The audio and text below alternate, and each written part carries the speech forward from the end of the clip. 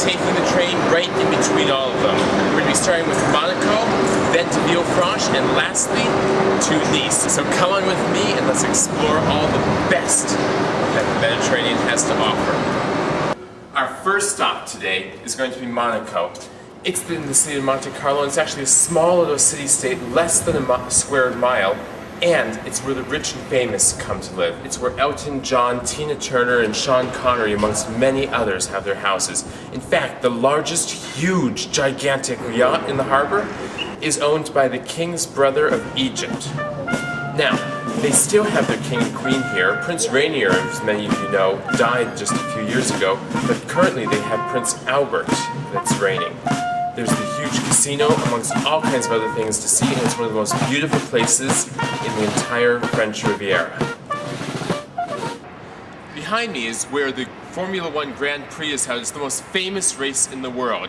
Also, all those buildings that you can see, each one of those apartments costs millions. So, you have huge boats, incredible racing, and very expensive flats. In other words, get a really good sugar daddy if you want to live here.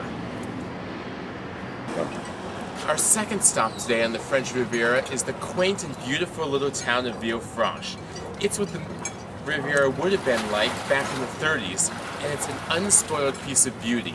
It has wonderful little shops, cafes, and a lovely beach. In the 1920s, Villefranche was known as the place on the French Riviera to go if you were gay, because of all of the hot and hunky sailors that came off of the battleships from the harbor. And our third destination, or menage-a-trois on the French Riviera, is Nice. It's actually the premier destination on the French Riviera, and is where people come from all around to enjoy the beautiful architecture, which is very reminiscent of Paris. They also come here for the food, and what I think that you should come here for are all those guys in their speedos sunning themselves on the beach.